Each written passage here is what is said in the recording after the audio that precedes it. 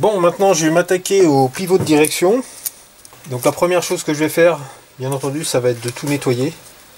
Parce qu'ils sont vraiment bien crasseux. De toute façon, de manière générale, en restauration, le nettoyage, c'est ce qui prend le plus de temps. C'est pas ce que je préfère, je dirais même c'est ce que j'aime le moins. Mais c'est un passage obligé pour avoir un bon résultat en finale.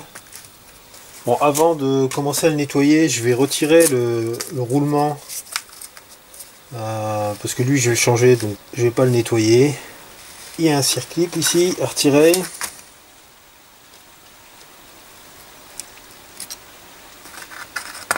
Voilà. Ensuite, en tapant ici derrière sur la bague d'étanchéité, et ben ça devrait venir.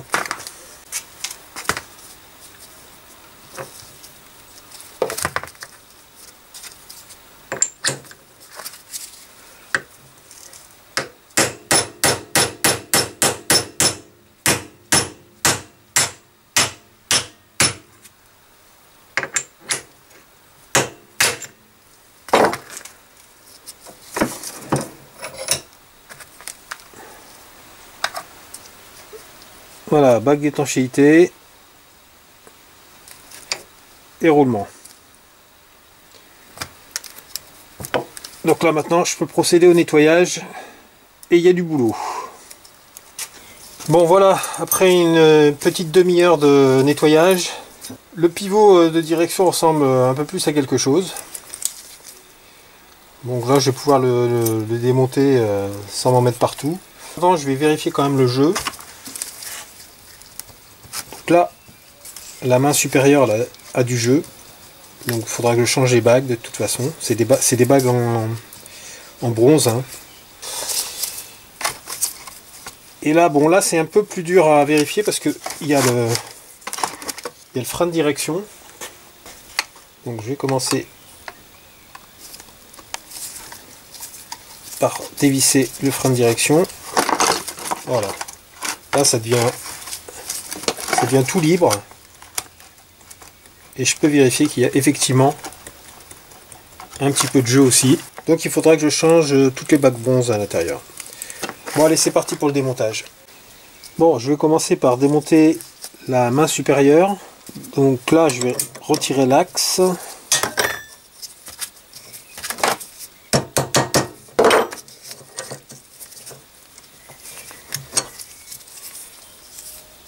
Alors, on voit déjà que il est bon à changer. Hein. Voilà, il y a un petit épaulement qui s'est créé. Alors ensuite, il faut retirer le jonc d'arrêt ici qui maintient la capsule cache-poussière.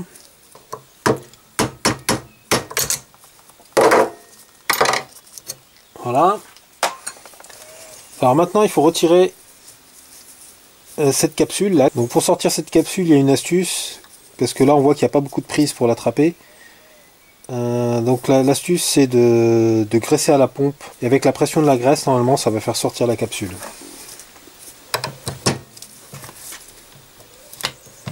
On voit qu'elle a bougé un petit peu. Voilà. Elle sort. Bon là maintenant la graisse sort donc ça sert plus à rien de graisser. Donc là ça va être plus facile de la retirer.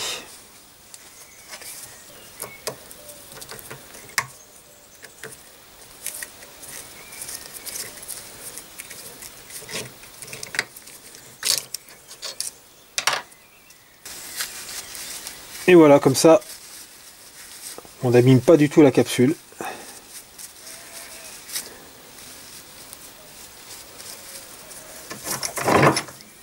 Donc, maintenant on peut avoir accès à une vis qui maintient la main de ressort dans le pivot. Donc il va falloir dévisser cette vis. Il faut déjà retirer la goupille qui se trouve ici, qui maintient la vis en place en fait. Donc c'est une goupille Mecanadus. Donc avec un petit chasse-goupille, normalement ça devrait partir.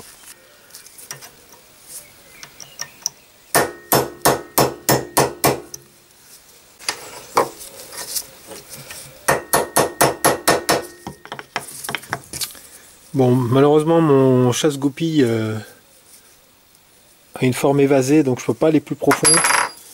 Donc je vais utiliser une vis pour continuer.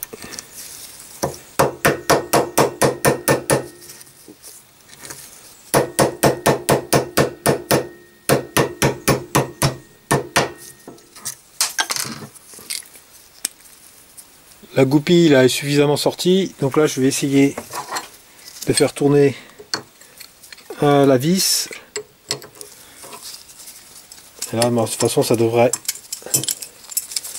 venir assez facilement. Mais voilà, c'est pas serré. Ouais.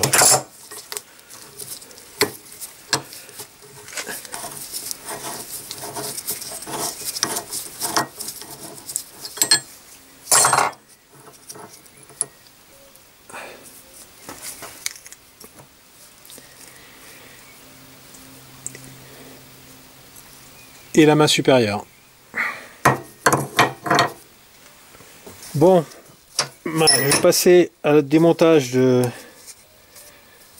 la main inférieure. Il va falloir que je commence par dévisser le sabot de freinage, ici. Donc là, c'est la vis de poussée. Là, c'est le ressort qui permet de mettre le sabot en contact avec l'axe. Il faut que je retire le sabot de freinage.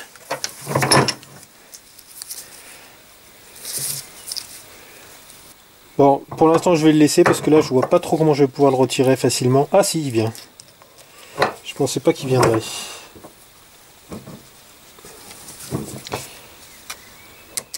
Enfin il vient, c'est vite dit. Bon, de toute façon là, je vais pas le sortir plus. Parce que déjà j'y arrive pas. Et puis là il me gênera pas pour ressortir la main. Ok, donc de la même manière je vais retirer l'axe.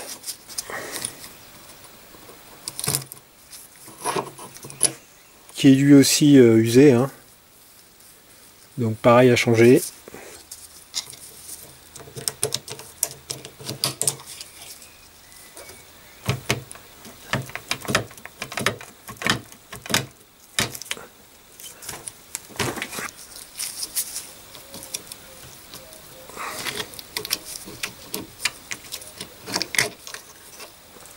Voilà.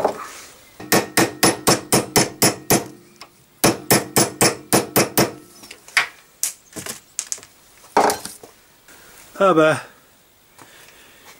il y a le sabot de freinage qui est sorti pendant que j'ai essayé de retirer la goupille avec les chocs. Ça l'a fait sortir. Bon bah c'est pas plus mal.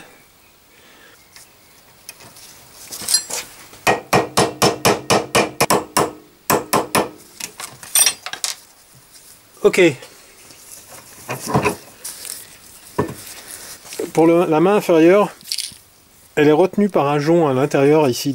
Donc il va falloir utiliser ce trou. Enfin, j'anticipe pas, là, je vais déjà dévisser la vis.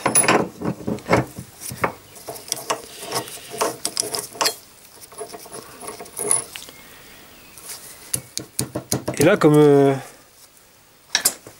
je m'y attendais, la main ne peut pas sortir car elle est retenue par un jonc à l'intérieur ici de la main. Donc il faut appuyer ici sur ce trou pour pouvoir la sortir. Donc voilà, maintenant que j'ai bien tiré la main en arrière, le jonc il est venu se plaquer contre la collerette. Il est juste ici là. Donc en appuyant avec un petit tournevis ou un petit chasse-goupille vers le haut comme ça, il devrait venir maintenant. Voilà, donc je prends ce petit tournevis là, et en tapant vers le haut, ça devrait venir. Et voilà, super. Donc maintenant, avec un tournevis, je devrais arriver à le faire sortir.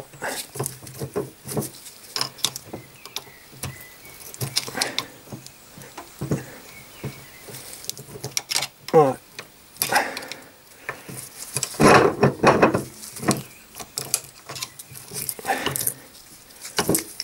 Voilà, c'est vraiment pas une étape très facile à faire, mais voilà.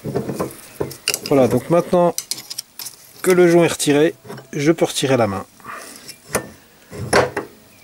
Ah oui, j'ai oublié de le dire, mais comme pour la main supérieure, ici il y a une espèce de rondelle là, intermédiaire,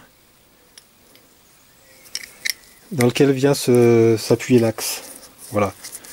Donc faut pas l'oublier, la rondelle, la main et le pivot. Donc là tout est démonté, je vais faire un bon nettoyage et après on va inspecter tous les éléments. Bon ben voilà, maintenant que le pivot est tout propre, je vais pouvoir l'inspecter. Alors on va commencer par la main supérieure. On peut voir que il y a un peu de jeu. Alors c'est pas énorme, mais il y en a quand même un peu. Et par contre sur la main inférieure, alors là il y en a vraiment beaucoup.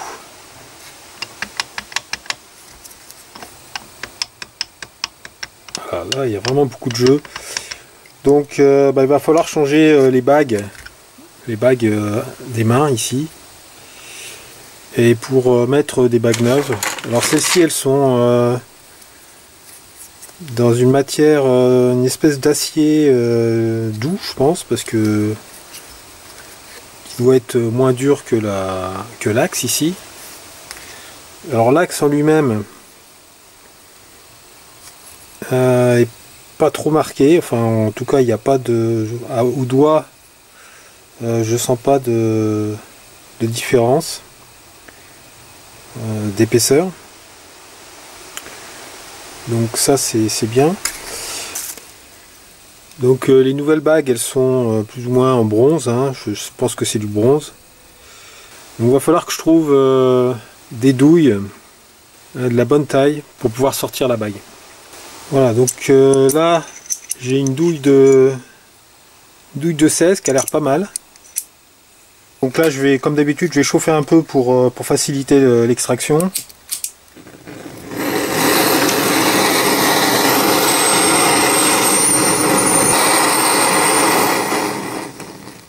Bon voilà, c'est bien chaud, on va voir ce que ça donne.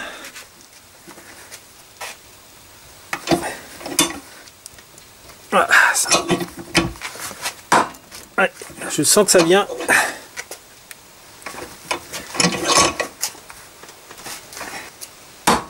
Ouais, c'est bon, ça vient.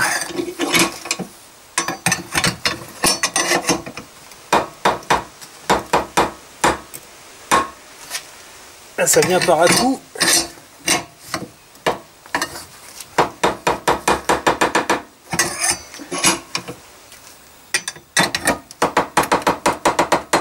Bon voilà, j'arrive au bout.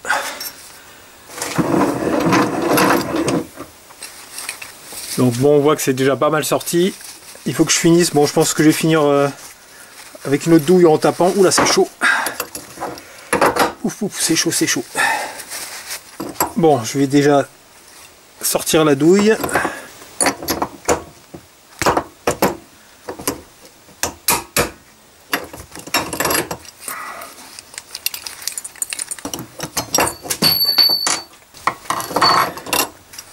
Voilà. Voilà, je vais retourner la douille et puis en tapant ça devrait venir, je pense. Je vais prendre une douille un peu plus grosse. Voilà, là c'est combien? C'est du 18.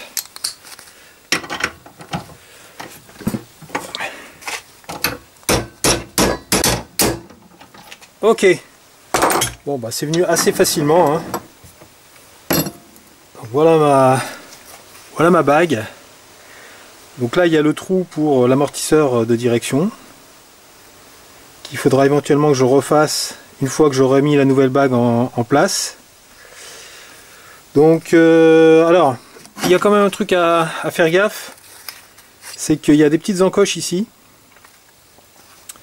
et ces encoches là elles doivent être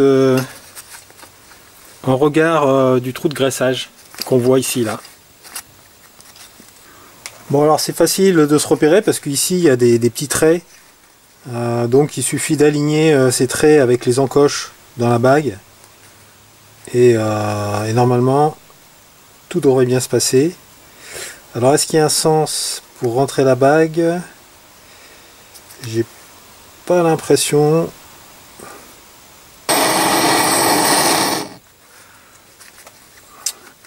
Donc je positionne ma bague, j'aligne bien mes encoches avec les traits. Voilà, ça rentre comme dans du beurre. Bah, ça rentre même trop facilement. Je vais le remonter un petit peu parce que là il a été trop loin.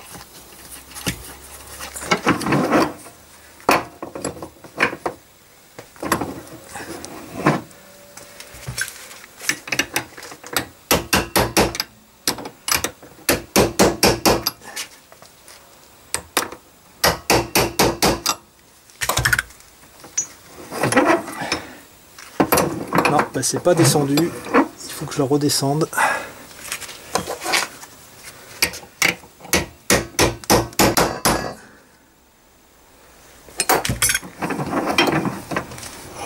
Bon, bah, je crois que j'ai fait une connerie. Bon, bah, j'ai fait la bêtise. J'ai mis la bague pour la main supérieure, je l'ai mis dans la main inférieure. Bon, bah, il faut que je la ressorte.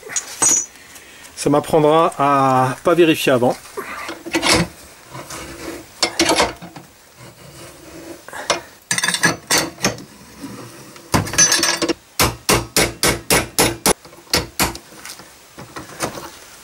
Voilà.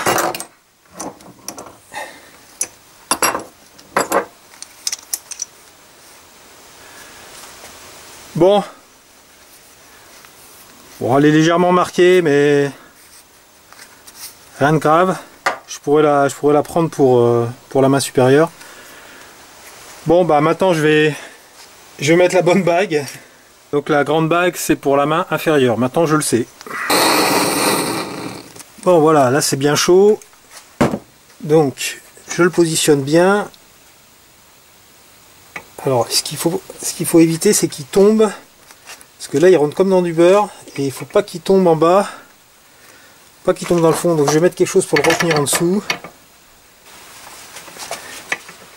J'aligne bien. Voilà. Alors qu'est-ce que ça dit au niveau du trou de graissage? Ah si, je suis pas mal. J'avais peur d'être un peu décalé. Ouais, je suis légèrement décalé par rapport aux encoches. Voilà, je suis quand même bien aligné avec le trou de graissage. Donc là, il n'y aura pas de problème. Ouf, et ben ça n'a pas été simple. Hein. C'est parce que j'ai pas réfléchi, hein, tout simplement. Donc là, j'ai fait la main inférieure. Et je vais faire la main supérieure maintenant. Voilà, j'ai sorti la bague de la main supérieure. Alors là, ça a été tout seul. Donc j'ai compris mon erreur en fait. C'est qu'avant, j'avais pris une douille qui rentrait dans la bague. Comme ça me permettait d'appuyer et j'étais sûr que c'était bien centré. Mais le problème de faire ça, c'est que comme ma douille est légèrement évasée, elle avait tendance à écarter la bague en même temps que je poussais. Du coup, la bague, elle avait tendance à se coincer encore plus à l'intérieur de la main. Donc ce que j'ai fait en fait, c'est que j'ai pris une douille un peu plus grosse. Donc là, je pouvais pas me centrer avec l'intérieur de la douille. Mais en fait, c'est pas vraiment un problème en prenant une douille de 18. Donc là, même sans centrer la bague, avec l'étau, comme les deux faces de l'étau sont bien parallèles, j'ai pas eu de problème et j'ai pu pousser bien droit la bague sans l'écarter. Là, ce que je vais faire maintenant, je vais poser la main ici sur la partie enclume de l'étau. Et comme quand je chauffe, la bague elle tombe directement, comme ça elle va tomber sur l'enclume et elle sera de deux niveaux avec le bas de la main.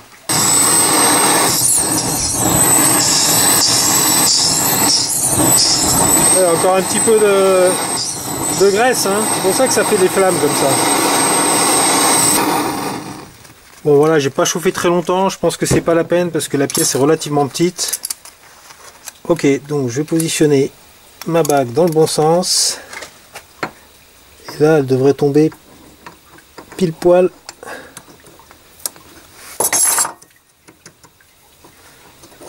Voilà, hop, il a fallu que je l'aide un petit peu, mais là j'ai senti qu'elle tapait dans le fond sur l'enclume, donc c'est bon. Là j'ai pas besoin, là c'est avec ce système comme ça, j'ai pas besoin de retaper derrière pour la mettre de niveau, elle est direct au bon niveau. Bon, alors, l'encoche Nickel, elle est bien en regard du trou de graissage. Voilà, je suis pile à fleur. Bon bah je pense que j'ai trouvé la bonne technique. Il me reste plus qu'à faire la même chose pour l'autre pivot. Bon voilà, la mise en place des bagues assez laborieuse est terminée. Donc là je peux voir que maintenant il n'y a quasiment plus de jeu. Alors en haut sur la main supérieure il y en avait quasiment déjà pas. Mais là il n'y en a plus du tout. Et ça tourne bien librement. Et en bas, sur la main inférieure, j'ai encore un poil de jeu. Mais bon, c'est sans commune mesure avec avant. En plus, je suppose qu'il faut quand même un peu de jeu pour que ça puisse graisser l'axe hein, quand même. Alors sur les PL17, enfin moi quand j'avais refait les pivots de ma PL17, il y avait une espèce de spirale, une rainure à l'intérieur de la bague en spirale. Je suppose que c'était pour faire passer la graisse. Là il n'y en a pas, donc je les ai pas faites. Hein. Je ne sais pas si le système de graissage est différent ou si ça a été amélioré par la suite. Mais bon là de toute façon c'est pas évident avec l'outillage que j'ai pour faire cette rainure, donc je ne l'ai pas fait. Ouais, je suppose que la graisse arrivera quand même à s'infiltrer entre la bague et l'axe. Bon, puis de toute façon, je serais mort bien avant de voir du jeu sur ces pivots. Donc pour moi, c'est bon. Donc il me reste à faire le trou ici dans la bague pour que le sabot de freinage de direction puisse passer. Donc je vais essayer de faire ça maintenant. Bon, évidemment, je suis pas équipé, hein, j'ai pas de tour ou de fraiseuse. Donc ce que je vais faire, je vais essayer de le faire à la main. Donc je vais faire un trou donc bien au centre avec une perceuse. En agrandissant petit à petit, je finirai au Dremel avec cette fraise là. Bon, c'est une ergole qui m'a donné cette fraise. Il a eu pitié de moi quand il a vu comment je m'y prenais pour retoucher l'intérieur du carter de la Z1. Donc je pense qu'avec ça je pourrai arriver à ébavurer le bord de la bague pour que le sabot puisse coulisser librement. Donc je vais commencer par faire un petit poinçon bien au milieu. Voilà, je pense que je suis au milieu là. Allez.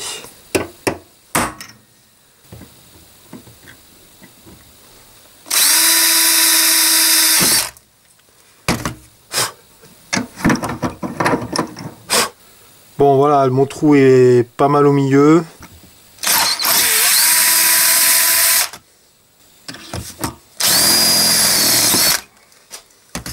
Ok, bon bah j'ai fait millimètre par millimètre, là c'est le plus gros forêt que j'ai, c'est du 12.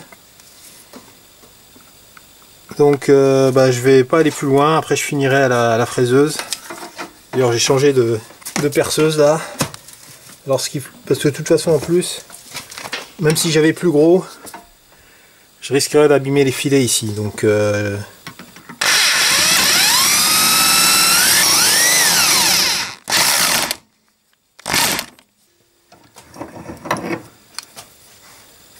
bon, voilà, bah là je vais pas aller plus loin. Je vais finir la fraiseuse, surtout qu'en plus je suis pas complètement centré ici. Alors, j'ai retiré ma protection. Donc là je vais finir à la fraiseuse pour faire la place au trou.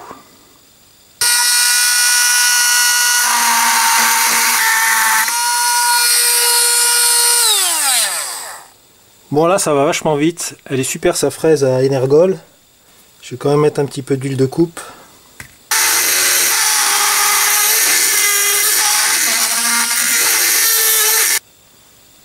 Bon, c'est pas trop mal, je pense qu'il y a encore un petit peu des bavurages à faire. Bon, j'ai fait une marque de l'autre côté avec la perceuse. Bon, je pense que c'est pas très grave. Hein.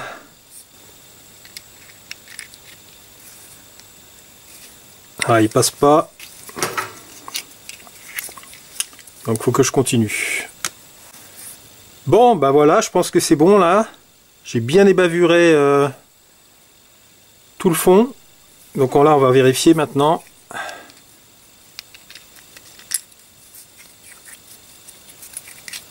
Ah ouais, nickel. Super, il coulisse bien. Ok, bah il me reste encore à faire le boulot une deuxième fois sur l'autre main. Bon voilà, donc j'ai fait le trou sur la deuxième main inférieure. Mais là j'ai une petite surprise, c'est que la bague s'est mise à bouger quand j'ai fait le trou. Donc j'étais obligé de la brider avec un axe qui traverse ici. Donc faire attention que cette bague ne bouge pas, sinon le trou sera pas au bon endroit. Bon, bah maintenant que j'ai changé les bagues, je vais essayer de récupérer les sillons ici qui ont été creusés par les lames de ressort. Je vais essayer de faire un cordon de soudure à l'intérieur et ensuite de le meuler pour avoir une surface bien plane. Alors le problème c'est que je suis pas un pro de la soudure, hein, loin de là, et en plus j'ai qu'un petit poste fil fourré. Donc pour pas me louper, ce que je vais faire, c'est que je vais m'entraîner avant sur une main de ressort de PL17. J'en ai pas mal de ces mains là, beaucoup plus que des mains de ressort de Dyna. Donc voilà, si je me loupe, ça sera moins grave.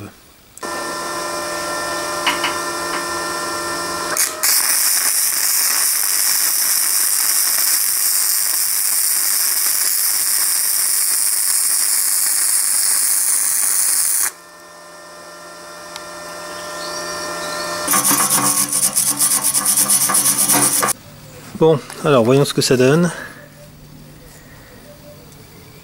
Ok, bah je pense que c'est pas mal. Alors j'en ai mis quand même, mis une bonne couche. Hein.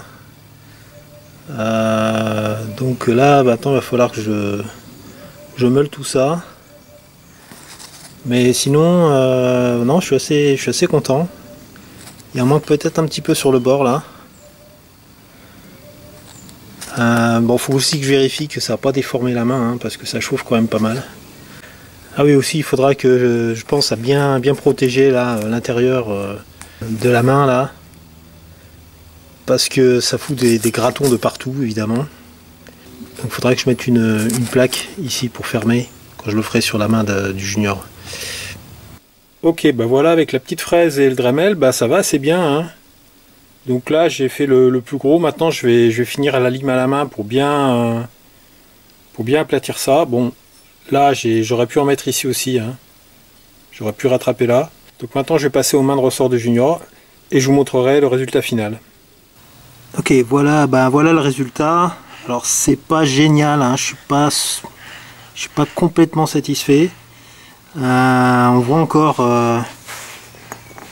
encore ici dans le creux là, il y a encore la rainure, on la voit encore un petit peu ici là.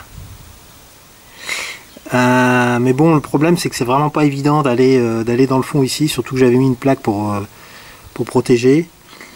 Et puis il y a autre chose aussi, c'est que sur les bords, faut y aller mollo parce que ça a tendance à creuser ici le bord de la main. Donc là j'ai été obligé de recharger un petit peu en soudure. Mais bon, globalement c'est quand même, je pense, mieux qu'avant. Si on compare avec la main de l'autre côté, on voit encore quand même qu'il y a des sillons, que les sillons sont quand même assez profonds. Donc je pense que c'est quand même pas mal. Mais bon, je vais m'arrêter là parce que c'est vraiment pas évident. J'ai peur de faire plus de mal que de bien. Donc je vais continuer à bien limer pour que ça soit bien lisse. Et puis je vais continuer, je vais faire les autres mains, voilà. Bon, il me reste encore à mettre en place le roulement dans le pivot. Alors là, c'est encore des roulements étanches, complètement étanches là, que j'ai acheté. Alors là, on voit que il pourrait rentrer là. En tapant un peu, je pense que ça rentrerait. Je sens que déjà il s'engage. Mais bon, comme d'habitude, j'ai chauffé un peu pour que il rentre tout seul sans avoir besoin de taper. Je trouve que c'est toujours mieux de ne pas taper sur les roulements. Donc là, je vais donner un petit coup de chauffe.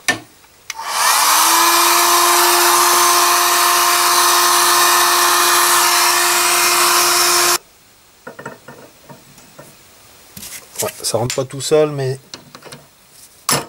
quasiment. Bon, le circlip maintenant.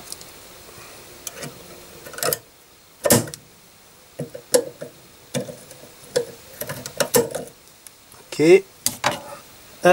Il me reste encore à mettre le joint spi. Ok, j'ai pris des joints spi double lèvre. Alors il y a un sens, la partie creuse vers l'intérieur.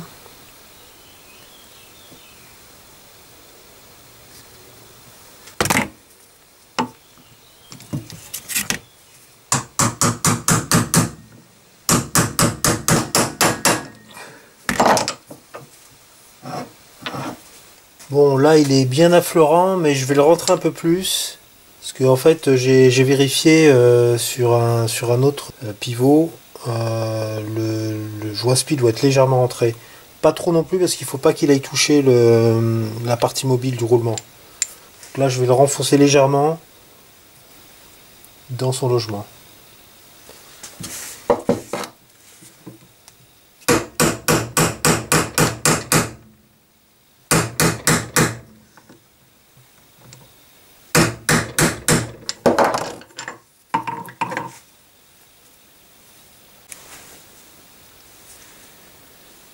Voilà, je l'ai légèrement rentré dans son logement, pas trop pour pas qu'il touche l'intérieur la partie mobile du roulement. Donc là, je pense que c'est bon là. Alors, il y a quelque chose d'important aussi à vérifier sur un pivot, c'est que dans la vie tourmentée de la voiture, il y a peut-être y avoir eu des touchettes ou des accidents, et il faut vérifier que le pivot n'est pas faussé. Alors pour ça, dans le manuel, ils disent de mettre une broche de 11 mm qui doit traverser en fait les deux axes, inférieur et supérieur. Bon, du 11 mm, c'est pas quelque chose de standard. Donc moi j'ai pas ça, mais j'ai un forêt métal de 11 mm. Donc je vais vérifier avec ça. Donc je vérifie déjà le fourré est bien droit. Hein. Donc on va voir s'il traverse. Donc voilà, il n'y a pas de problème là, il traverse bien les deux axes, donc le pivot n'est pas faussé. Ok, maintenant je vais remonter la main de ressort sur le pivot. Alors, il y a un truc que j'avais oublié de faire lors du démontage, c'est de repérer la rondelle d'appui et la vis qui maintiennent la main sur le pivot, parce qu'en fait cette vis et cette rondelle ne peut aller qu'à un seul endroit. En effet, si je remonte ici la vis et que je la bloque, le problème c'est qu'il faut que je puisse mettre la goupille à travers la vis. Donc là je les ai repérés, donc je peux le faire. Mais en fait, au début, comme j'avais pas repéré les vis et les rondelles, ça tombait pas en face ici. Donc déjà, premier truc, il a fallu que je retrouve les bonnes rondelles et les bonnes vis qui allaient au bon endroit sur le pivot. Ça, c'est le premier truc. Mais maintenant, une fois que j'ai remonté, je m'aperçois qu'il y a un petit peu de jeu quand même. Parce qu'en fait, ce qui se passe, c'est que la phase d'appui ici s'use dans le pivot. Ça finit par créer du jeu. Alors dans le manuel d'atelier, ils disent que pour attraper ce jeu là, il faut meuler ici.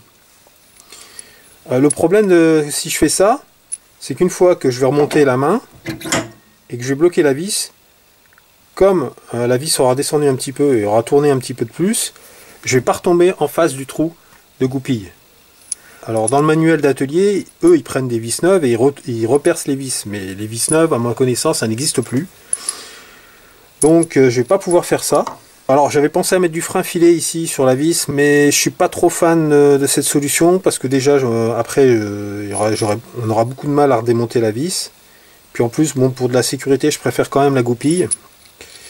Donc ce que j'ai pensé faire plutôt que de meuler ici le pivot, c'est de rajouter une rondelle pour rattraper le jeu. Donc là je me suis fait une rondelle, mais j'ai vu qu'on en trouvait sur les sites sur internet. Donc c'est du 22 par 30, ça se trouve assez facilement. Donc là j'en ai commandé mais je les ai pas encore. Donc je m'en suis fait une en meulant un peu cette rondelle au bon diamètre. Et donc là je vais pouvoir rattraper le jeu et bloquer ma vis dans le pivot. Donc là j'ai mis la rondelle. Elle fait 0,5 ma rondelle, hein. 5 dixièmes de millimètre. Je mets ma rondelle d'appui. Visser et bloquer la vis.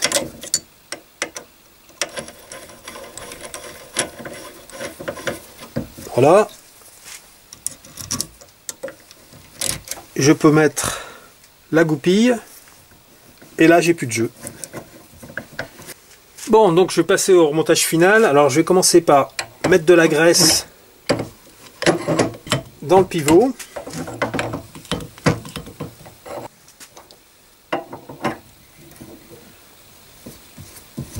Voilà. Donc là, je vais en mettre un petit peu, mais de toute façon, avec le graisseur ici, je vais rebourrer de graisse après. Donc je mets ma cale de réglage. La rondelle d'appui.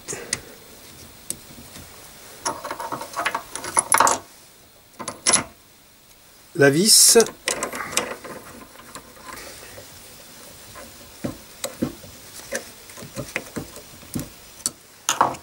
Donc je mets d'abord une vis pour être sûr que je suis bien dans l'alignement ici pour le trou. Voilà, là je suis bon. Donc maintenant je peux mettre la goupille. Alors la goupille, elle a un côté un peu chanfreiné, donc il faut mettre en premier ici. Ça rentrera plus facilement.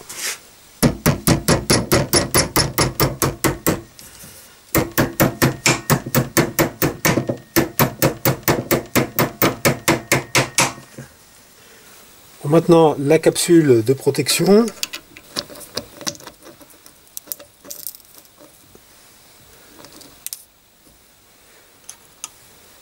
Et le jonc d'arrêt.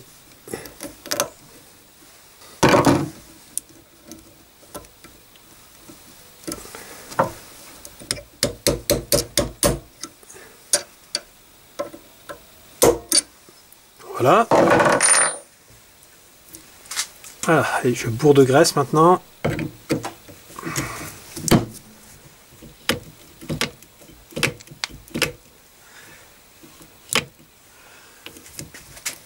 Voilà, ben là ça dégueule par là-haut, c'est pas la peine d'aller plus loin. Ok, pour la main supérieure c'est bon, maintenant je vais faire la main inférieure. Alors la main inférieure c'est la même chose. Il y a juste une petite différence, c'est qu'il faut remonter le jonc d'arrêt ici. Il n'y en a pas sur la main du haut, je ne sais pas pourquoi. Donc il faut remonter le jonc d'arrêt ici avant de mettre la main, parce qu'après évidemment on ne pourra pas la mettre. Donc voilà, j'ai graissé l'intérieur du pivot, j'ai mis mon jonc d'arrêt, je positionne ma main, et là maintenant je vais rentrer le jonc d'arrêt. Alors je vais commencer par l'insérer ici, voilà. Voilà, en appuyant avec un tournevis tout autour.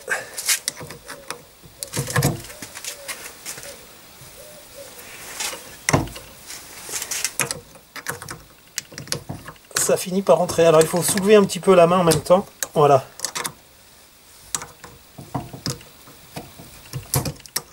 Voilà, ça y est, c'est rentré.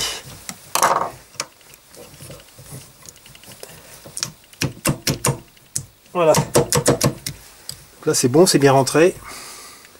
Je peux continuer le remontage. Alors, sur cette main-là, il n'y avait quasiment pas de jeu sur la main inférieure. Donc j'ai pas besoin de mettre de rondelle de calage. Je peux directement mettre la rondelle d'appui,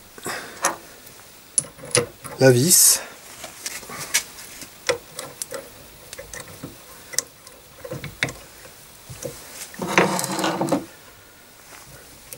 Ok, donc là il n'y a pas de jeu, c'est bon. Là j'ai mis une vis pour voir si la goupille peut passer, c'est bon. Donc je vais mettre la goupille. Le cache-poussière maintenant.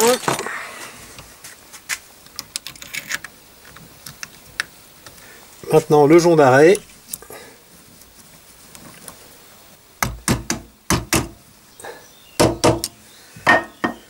Et maintenant bourre de graisse.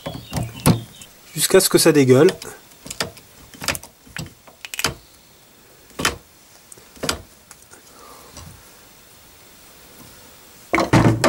Voilà. Il faut que je remette encore l'amortisseur de direction ici. Donc je vais commencer par mettre de la graisse dans le trou. Maintenant je mets le plot d'appui en bronze. Alors j'ai mis un peu trop de graisse. Du coup, il va falloir que je le fasse tourner pour la répartir. Parce que sinon je pourrais pas mettre la vis. Voilà. Voilà, ça y est, c'est bon. J'ai réussi à répartir un peu la graisse autour de l'axe. Maintenant, je peux serrer. Après, je le ferai sur la voiture, hein, en fonction des réactions au volant. Pas trop non plus serré, parce que après, la direction va être dure. Ok, ben voilà, la restauration du pivot est terminée. Donc là, une bonne étape défranchie encore. Et ben, je vous dis à bientôt pour la suite de la restauration du Junior. Allez, salut!